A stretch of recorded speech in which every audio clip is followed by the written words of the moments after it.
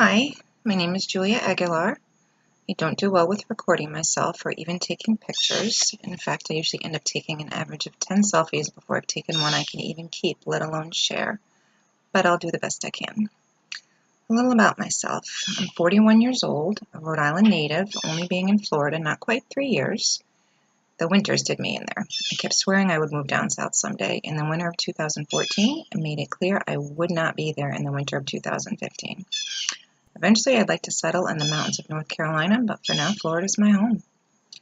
I'm recently married to the love of my life. He's been a staple in my life in one form or another for about 15 years, and now we're lucky enough to begin that journey we call marriage. I've got 3 children that are the love of my life, the loves of my life. The 2 older are adults and making it on their own. I'm so proud of them. The youngest, at 15, is still young. He's still with me, and if I have my way, he'll never leave. But that thought changes on a daily basis. I raised my kids pretty much as a single parent. I did go to nursing school in Rhode Island, and I made it 2 classes before my clinicals, and I decided to put it on hold. I was working full-time, I was going to school full-time, my children were still small, and I was just missing way too much. I pretty much consoled myself by saying someday it would be my turn to live my life and pursue my career, but that was not the time.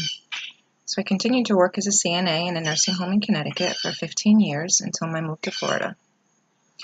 It is now my time to pursue that dream, and that is to be a surgical technologist. Working as a CNA was a good start as far as becoming familiar with aspects of healthcare. I picked up a lot over the years, such as a lot of medical terminology. I was also witness to and got to help quite a bit in a lot of wound care.